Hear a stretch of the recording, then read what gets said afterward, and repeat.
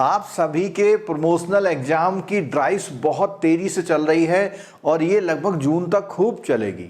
तो इस promotional drive को अपनी सक्सेस में बदलने के लिए आज मैं आपके लिए लेके आया हूँ कुछ ऐसे टिप्स जिसको अगर आप फॉलो कर लें तो डेफिनेटली आप अपने जो स्कोर को एनहांस कर सकते हैं। उसके लिए 2-3 चीज़ें मैं कहना चाहूँगा आपसे। सबसे पहली बात, जो आप लोगों के बैंक के प्रमोशनल एग्जाम का जो सिलेबस है, या यूं कहिए कि कौन कौन से सेगमेंट आते हैं, वो अलग अलग हैं। मैं यहाँ पे आपको केवल जो बैंकिंग वाला है, बैंकिंग वाले के लिए बात करने वाला हूँ। और ये बैंक का जो प्रमोशनल एग्जाम होता है, हर बैंक का अलग अलग होता है। अलग अलग इन द सेंस कि उसमें जो टॉपिकों का सिलेक्शन है या जो सेगमेंटेशन है वो अलग अलग हैं, सब्जेक्ट्स अलग अलग हैं। तो जैसे बात करें तो कई सारे बैंकों में जो सबसे कॉमन होगा वो होगा आपका बैंकिंग वाला पार्ट। और ये बैंकिंग वाला पार्ट जो है आपका, वो जनरल बैंकिंग को एक तरह से कहा जाता है, उसको जनरल बैंकिंग, ठीक है। उसके बाद कई बैंकों में इंग्लिश का भी एग्जाम होता है, ठीक है। कई बैंकों में जीके या जीए नाम से भी एक पोर्शन उसमें होता है, ठीक। अब यह आपके बैंक के ऊपर डिपेंड करता है। अगर हम इसकी बात करें तो इसके बारे में तो मैं डिटेल से बताने वाला हूं। इसमें भी आपके 2 पोर्शन होते हैं, ग्रामर का और एक होता है कॉम्प्रीहेंशन का। कॉम्प्रीहेंशन में आपके पैराग्राफ राइटिंग या छोटे मोटे कोई नोट्स या जो आपका कुछ फिल इन द ब्लैंक्स वगैरह इस तरह की भी आ जाता है आपका। और जीके और जनरल अवेयरनेस में तो रिसेंट की जो करंट अफेयर्स है वो कवर होती है। जीके में कोई ट्रेडिशनल क्वेश्चन भी पूछ लेते हैं, ठीक है। तो हम आज इसके बारे में आपको बताने वाले हैं कि ये वाला पोर्शन आपका जो बैंकिंग का है, जनरल बैंकिंग का कवर कैसे होगा, उसमें कौन कौन से इंपॉर्टेंट टॉपिक हैं, मैं आपके 26 साल के 26 ईयर के अपने एक्सपीरियंस से आपको बताऊंगा, ठीक है। तो इसमें देखते हैं कौन कौन से वो इंपॉर्टेंट टॉपिक है। तो सबसे पहले जो हमारा इंपॉर्टेंट टॉपिक आता है वो आता है एनपीए, प्रायोरिटी सेक्टर,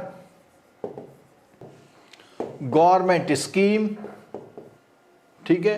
अगर एडवांस में बात करूं तो मैं एडवांस लेवल पे अगर बात करूं तो फॉरेक्स, आपका फॉरेक्स में आपका जो कवर होता है वो आपके अकाउंट्स का कवर होता है। जैसे आपके नॉस्ट्रो वस्टोलोरो अकाउंट है या एनआरई एफसीएनआर, उसमें से आता है आपका। उसके बाद आता है फॉरेक्स में ही एलसी से क्वेश्चन आते हैं, एग्जिम बैंक से कुछ आ जाते हैं, एलसी के साथ फैक्टरिंग और फोरफिटिंग से भी क्वेश्चन वो पूछ लेता है, ठीक है।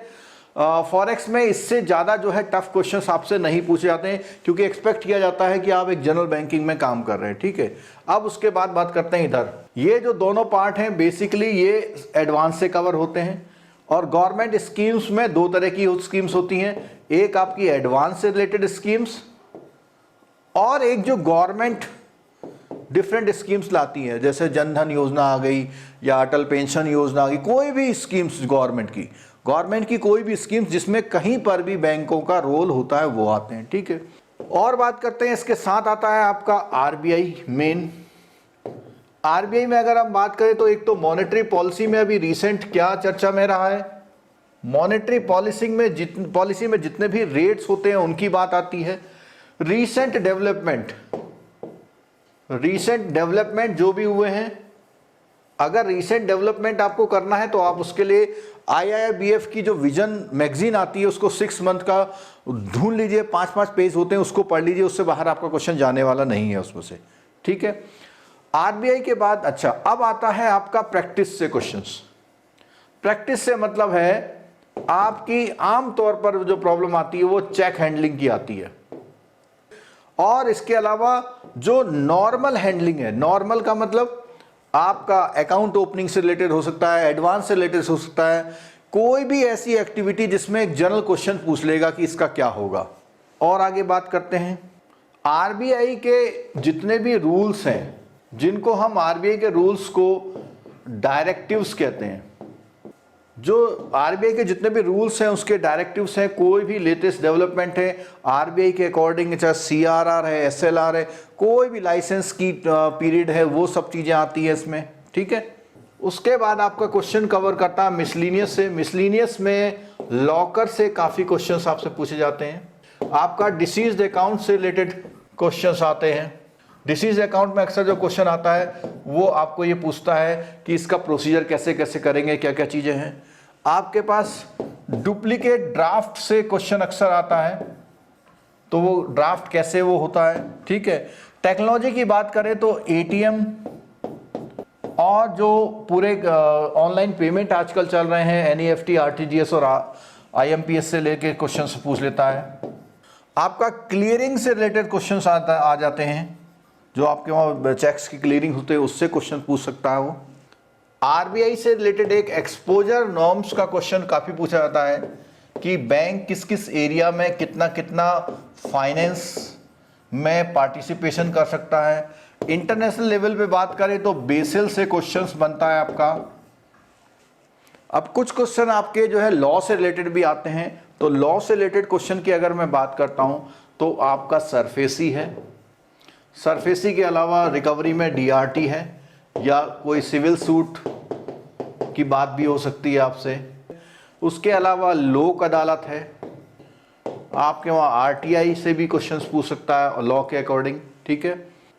और आपका लिमिटेशन से अक्सर क्वेश्चंस आते हैं, लिमिटेशन एक्ट से अक्सर क्वेश्चन आते हैं। और आपके चार्जेज ऑफ सिक्योरिटीज का मतलब जितने भी आप सिक्योरिटी देते हैं उसको किस किस लॉ के अंतर्गत लेते हैं और क्या क्या उनकी जो प्रैक्टिकलिटी होती हैं उनसे रिलेटेड क्वेश्चंस आते हैं।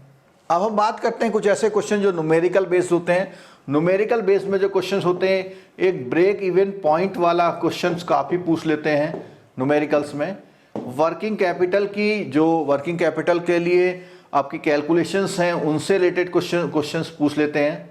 डेप्रिशिएशन से क्वेश्चन कभी कभी जो है अकाउंट में एग्जाम में पूछ लेता है। तो इस तरह से मैंने वो सारे आपको इंपॉर्टेंट टॉपिक बता दिए हैं। अगर आप उन टॉपिक्स पर ध्यान ले लें तो आपका जो है आने वाला जो प्रमोशनल का एग्जाम है वो बिल्कुल आपका क्वालिफाई होगा, ये मेरी गारंटी है। लेकिन आपको बहुत ही समझदारी से इन टॉपिक्स को पढ़ना पड़ेगा। अब इसके लिए एक चीज और मैं बता दूं कि ये जितने टॉपिक का कंपाइलेशन, इन सारे टॉपिक का कंपाइलेशन हमने अपने प्रमोशन के जो एग्जाम का जो कोर्स बना रखा है, बहुत ही नॉमिनल सा फीस रखी है, वो मोबाइल एप्लीकेशन से आप डाउनलोड करके वहां से भी स्टडी कर सकते हैं। और अगर आप पेमेंट करना नहीं चाहते तो भी जितने मैंने टॉपिक बनाए, जहां से भी आपको मटेरियल मिलता है वहां से आप स्टडी करिए। और जो भी नेक्स्ट प्रमोशन है 1, 2, 3, 4 जहां तक आपके एग्जाम्स होते हैं, एग्जाम्स ही नहीं जो आपके इंटरव्यू होते हैं, तो वहां पर भी इन्हीं से फिर अगेन क्वेश्चंस आते हैं। तो इन बातों का, इन पॉइंट्स का आप ध्यान रखिए। और उसके बाद जब आप प्रमोट हो जाएं तो मुझे ज़रूर फ़ोन करिएगा कि पेपर कैसा आया था और उस पेपर में मैंने जो बताया था वो चीज़ें उसमें आई या नहीं आई। तो सभी का इसी के साथ बेस्ट ऑफ लक।